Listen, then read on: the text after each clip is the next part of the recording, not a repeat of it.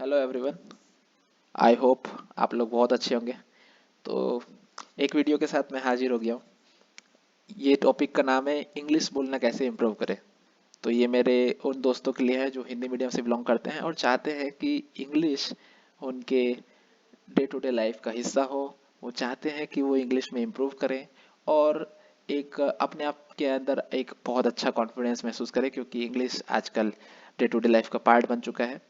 कोई भी private job या गवर्नमेंट जॉब या किसी भी तरह के फील्ड में आप पढ़ाई कर रहे हैं तो इंग्लिश सब्जेक्ट से आप दूर नहीं रह सकते। इंग्लिश प्रोफिशिएंसी आज की एक एक डिमांड है जो कि हर किसी स्टूडेंट्स को, एस्पिरेंट को होनी ही चाहिए। तो लेट्स स्टार्ट। मैं इसमें ये बताऊंगा कि मैंने कैसे अंग्रेजी अपनी ओवर द टाइम इसमें इम्प्रूव की है और कुछ कुछ इंग्लिश के शब्दों का भी प्रयोग करूंगा, कुछ वाक्य का भी अंग्रेजी में बोलने का प्रयास करूंगा ताकि आप समझ पाए कि हाँ, इतनी अंग्रेजी तो मैं भी बोल सकता हूँ। अगर मुझे आज अंग्रेजी नहीं आती या अंग्रेजी बोलने में हिचकिचाहट होती है तो आप भी धीरे धीरे इम्प्रूव कर सकते हैं। आप अगर ज़ीरो में भी हैं, ज़ीरो पोजीशन पे भी अपने आप मानते हैं या माइनस में भी मानते हैं।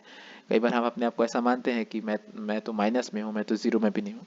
पर आप जो भी मानते हैं अपने आप को, वहाँ से आप इम्प्रूव करके पॉजिटिव साइड में आ सकते हैं और काफ़ी अच्छा इंग्लिश आप बोल सकते हैं। आप इंग्लिश में डिस्कशन कर सकते हैं, इंग्लिश में इंटरव्यू दे सकते हैं। उतनी अंग्रेजी आप बोल पाएंगे ऐसा मुझे पूरा यकीन है। और उसके लिए आपको क्या क्या चीज़ें करनी है वो चीज़ें मैं आपको बताऊंगा यहाँ पे। और अगर आप चीज़ें कर गए, अगर आप 6 महीना ये चीज़ कर गए तो अपने आप में काफ़ी डिफरेंस देख पाएंगे।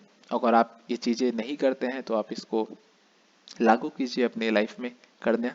और अगर आप इस चीज़ को करते हैं तो उसमें इंटेंसिटी बढ़ा सकते हैं।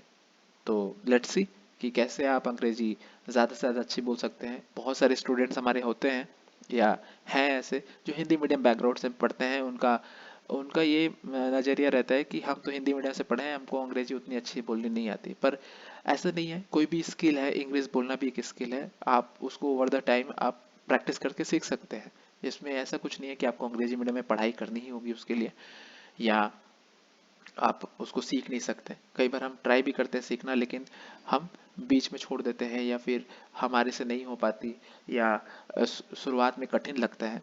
तो वो सब चीज़ें हम डिस्कस करेंगे कि कैसे बिना किसी ज़्यादा परेशानी के और रेगुलर कंसिस्टेंसी से आप इसको कर पाए। तो let's deep dive dive into in. तो मैं आपको बताना चाहूँगा कि मेरा जो बैकग्राउंड रहा है हिंदी मीडियम से रहा है। क्लास 12 तक मैंने भी हिंदी मीडियम से पढ़ाई की है।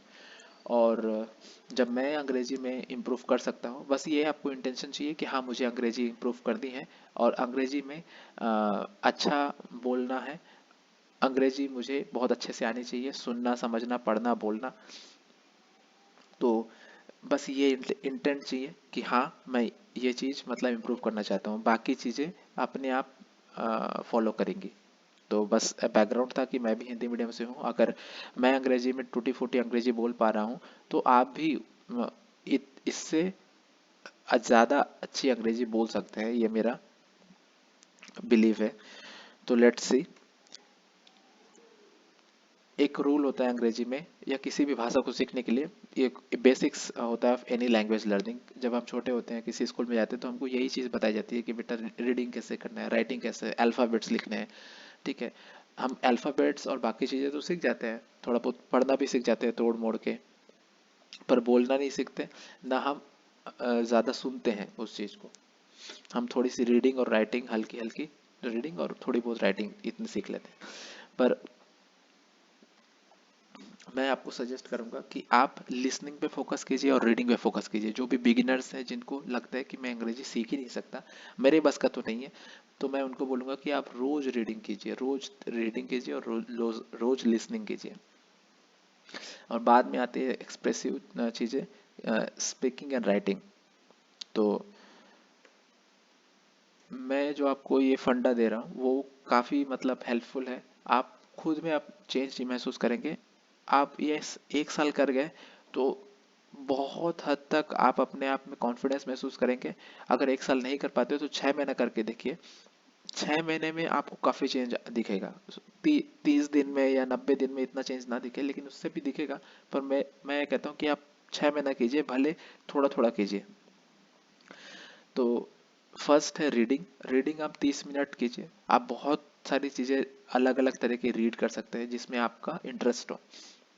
तो रीडिंग में आप कोई मैगजीन रीड कर सकते हैं, कोई अगर आप एस्पिरेंट हैं तो कोई मैगजीन आप इंग्लिश में पढ़ सकते हैं। दो आप हिंदी मीडियम में तैयारी कर रहे होंगे, लेकिन फॉर रेफरेंस या कोई ऐसी चीज़ है जो इंग्लिश में आप पढ़ सकते हैं, वो आप स्टार्ट कीजिए। इंग्लिश में आप पढ़ने के लिए कोई नॉवल पढ़ सकते हैं अगर आपके पास फ्री टाइम है। अगर आप एस्पिरेंट नहीं है, बस कोई ऑलरेडी किसी जॉब में है, तो आप कोई नॉवल पढ़ सकते हैं, कोई केस स्टडी पढ़ सकते हैं, कोई अच्छी मैनेजमेंट की बुक पढ़ सकते हैं, या जो भी आपको इंटरेस्ट फील्ड है वो उसमें पढ़ सकते हैं। किसी की बायोग्राफीज पढ़ सकते हैं, ऑटोबायोग्राफीज हो गई, वो पढ़ सकते हैं। बहुत सारी किताबें आती हैं, जो भी किताबें हिंदी में अवेलेबल है वो सब किताबें इंग्लिश में भी मोस्टली अवेलेबल होती हैं। तो आपको जिस जनरे में इंटरेस्ट है वो किताब आप उठाइए और उसको आपके डे टू डे लाइफ का हिस्सा बनाइए। रोज आधे घंटे आपको पढ़ने ही है। सेकेंड है लिसनिंग। आप सुनना स्टार्ट कीजिए अंग्रेजी में। जैसे कई लोग ऐसा बोलते हैं कि मैंने इंग्लिश में बहुत सारी मूवीज देखी तो धीरे धीरे मेरे को इंग्लिश समझ आने लग गई। तो सही बात है, जब हम अंग्रेजी सुनते हैं, बार बार सुनते हैं, तो क्या होता है कि अंग्रेजी बोलते कैसे हैं, उसको कैसे प्रोनाउंस करते हैं और उत्तर कैसे देते हैं, और किसी बात को कैसे किस शब्दों में बोला जा सकता है, ये सब चीज़ें समझ में आती है ओवर द टाइम। 6 महीना, साल भर, 1.5 साल, 2 साल से अगर कोई सुन रहा है अंग्रेजी मूवीज, तो अंग्रेजी मूवीज देख रहा है और उसके माध्यम से अंग्रेजी सुन रहा है, तो काफ़ी मतलब इम्प्रूवमेंट होता ही है। तो मैं भी आपको यही सजेस्ट करूंगा कि ज़्यादा से ज़्यादा इंग्लिश लिसनिंग कीजिए। ज़रूरी नहीं आपको मूवीज़ देखने हैं, उसके लिए आप बीबीसी के न्यूज़ सुन सकते हैं। इंग्लिश में आप इंग्लिश रिपोर्टर को सुन सकते हैं। डेली न्यूज़ जो होती है, हेडलाइंस होती है, वो आप सुन सकते हैं। आप इंग्लिश की क्रिकेट कमेंट्री सुन सकते हैं। हम तो मतलब इंडिया में क्रिकेट का क्रेज़ तो हमेशा से ही रहा है, तो आप इंग्लिश की क्रिकेट कमेंट्री सुन सकते हैं। आप केस स्टडी सुन सकते हैं। आप डॉक्यूमेंट्री सुन सकते हैं, जैसे कि डिस्कवरी या कोई भी चैनल में आती है, वहाँ पे केस स्टडी या डॉक्यूमेंट्रीज दिखाई जाती है। वो सब आप इंग्लिश में सुन सकते हैं जिसमें आपको इंटरेस्ट हो। ऐसा नहीं कि ऐसी चीज़ें आप करो जिसमें आपको इंटरेस्ट नहीं है, तो आप लंबे समय तक नहीं कर पाएंगे उसको। एक चीज़ है कि जिसमें थोड़ा सा भी इंटरेस्ट होता है उसमें और इंटरेस्ट लाया जा सकता है, पर एकदम से नई चीज़ें हैं तो करके देखने पे भी समझ में आती है कि हाँ आपको इंटरेस्ट है कि नहीं। तो आप ट्राई कर सकते हैं अलग अलग चीज़ें सुनने का। देन उसके बाद है कि आप राइटिंग प्रैक्टिस कीजिए। अगर आप रीडिंग और लिसनिंग कर रहे हैं, अगर आप बिगिनर नहीं है, तो जो बिगिनर्स हैं उनको मैं यही रिकमेंड करूंगा कि आप रीडिंग और लिसनिंग कीजिए। राइटिंग और स्पीकिंग आप 6 महीने के बाद स्टार्ट कीजिएगा। साल भर में आपकी इंग्लिश आप दुरुस्त हो जाएगी। लेकिन जो लोग रीडिंग और लिसनिंग ऑलरेडी कर रहे हैं उनके लिए मैं बोलूँगा कि आप राइटिंग भी प्रैक्टिस कीजिए। राइटिंग कैसे प्रैक्टिस करेंगे? आप व्हाट्सएप स्टेटस लगाते हैं तो उसमें कुछ इंग्लिश के शब्द लिखिए। आप जब व्हाट्सएप में चैट करते हैं तो उसमें भी आप कुछ इंग्लिश के वर्ड्स या इंग्लिश के लाइन यूज़ कीजिए। जब आप ईमेल भेजते हैं या किसी दोस्त को, फ्रेंड को, किसी गवर्नमेंट अथॉरिटी को ईमेल लिखते हैं, तो जनरली हम इंग्लिश प्रेफर करते हैं, तो आप उसमें भी इंग्लिश यूज़ कीजिए। और आप जनरल राइटिंग राइटिंग कर सकते हैं। कई लोग ग्रेटिट्यूड राइटिंग करते हैं, जनरल राइटिंग या डेली डायरी राइटिंग करते हैं कि डे टू डे लाइफ में आपका क्या हुआ, आज के क्या प्लान्स हैं और क्या क्या आप करना चाहते हैं, वो सब डायरी में लिखा जाता है या लिखते हैं, सो दैट कि एक फ्लुएंसी बनी रहे और एक कंसंट्रेशन रहे चीज़ों पे जो हम करना चाहते हैं आज के दिन में। तो आप भी डायरी राइटिंग कर सकते हैं। उसमें आप जर्नल लिख सकते हैं, आपके साथ क्या अच्छा हुआ, क्या बुरा हुआ, या क्या चीज़ें आपको सीखने मिली आज, तो वो सब आप राइटिंग का पार्ट बना सकते हैं। राइटिंग की हैबिट आप डेवलप कर सकते हैं उसके थ्रू। और स्पीकिंग, जैसे बहुत सारे ऐप हैं आजकल जिसमें आप स्पीकिंग कर सकते हैं। उसमें 10 मिनट, 15 मिनट या आधा घंटा आपको फ्री दिया जाता है इंग्लिश में बात करने का, तो वो आप यूटिलाइज कर सकते हैं। आपके कोई फ्रेंड है जो आपके साथ कंफर्टेबल, आप उनके साथ कंफर्टेबल हो, वो आपके साथ मतलब इजी है और आपको जज नहीं करेगा, तो उनके साथ आप इंग्लिश में बोलना स्टार्ट कर सकते हैं। 10 मिनट ही सही, 15 मिनट ही सही। या आप ये कर सकते हैं कि अगर आप 20 लाइन अंग्रेज हिंदी में बोल रहे हैं तो उसमें से 1 लाइन या 2 लाइन अंग्रेजी में बोले बीच बीच में। तो आपकी प्रैक्टिस ऐसे ही स्टार्ट होती जाएंगे, धीरे धीरे आपको कॉन्फिडेंस आता जाएगा। और साथ ही साथ आप रीडिंग और लिसनिंग को मतलब रेगुलरली कीजिए। राइटिंग को आप 15 मिनट कर सकते हैं। तो मैंने एक छोटा सा डेमो रखा है कि आप रीडिंग 30 मिनट कीजिए, लिसनिंग 30 मिनट कीजिए। राइटिंग और स्पीकिंग जो है वो बिगिनर्स के लिए नहीं है, वो इंटरमीडिएट के लिए है। पहले आप रीडिंग और लिसनिंग काफ़ी समय तक करेंगे, एटलीस्ट फॉर 6 मंथ, तब जाके आप राइटिंग और स्पीकिंग कीजिएगा बिगिनर्स के लिए। तो 6 minute first for reading listening, और उसके बाद आप अगले 6 महीने में राइटिंग और स्पीकिंग भी ऐड कर सकते हैं। तो 1 साल के अंदर आप अपने अंदर काफ़ी चेंजेस देखेंगे। मैं ये नहीं बोलता कि आप 30 दिन में आप मतलब बहुत चमत्कार हो जाएगा और आप पता नहीं क्या धुआं उड़ा देंगे, है ना, आग लगा देंगे अंग्रेजी में। जो भी चीज़ें होती हैं वो एक टाइम लेती हैं वो चीज़ें होने में। और आप चीज़ें मतलब करना स्टार्ट कीजिए और आप देखेंगे खुद अपने अंदर कॉन्फिडेंस आ रहा है, आप चीज़ें समझ रहे हैं, अंग्रेजी में बोलना सीखना, कन्वे कर पाएंगे अपने मैसेजेस को अंग्रेजी में, और आप खुद अपने अंदर कॉन्फिडेंस महसूस करेंगे।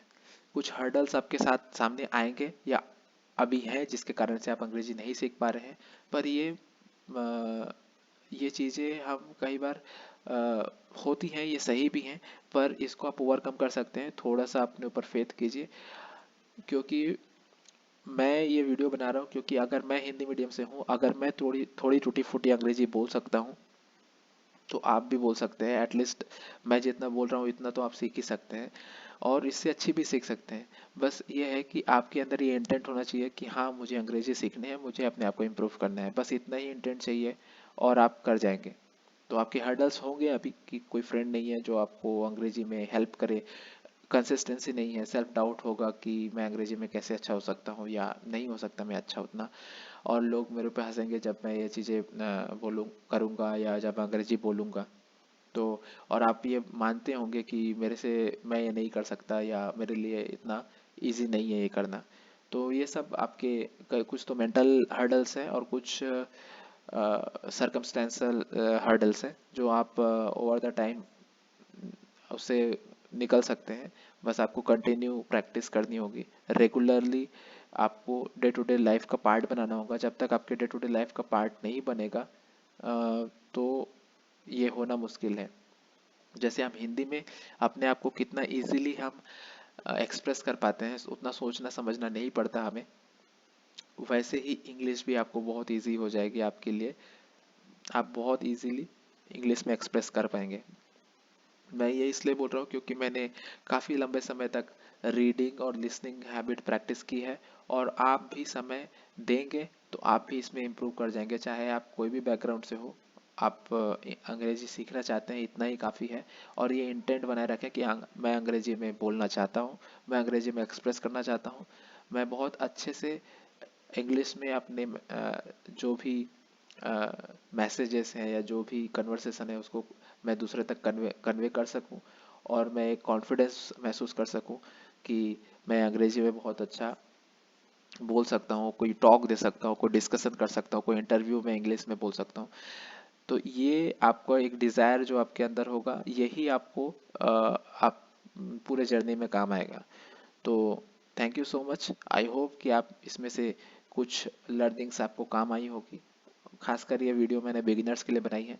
तो उम्मीद करता हूँ कि आप ये चीज़ शुरू करेंगे, और जो भी चीज़ आप शुरू करने वाले हैं वो आप मुझे कमेंट में बता सकते हैं कि हाँ, कि मैं ये स्टार्ट करने वाला हूँ। और ऑलरेडी आप किसी इसमें आप आगे निकल चुके हैं या काफ़ी समय से आप ये सब चीज़ें ट्राई कर रहे हैं, तो आप उसकी इंटेंसिटी बढ़ाते जाइए।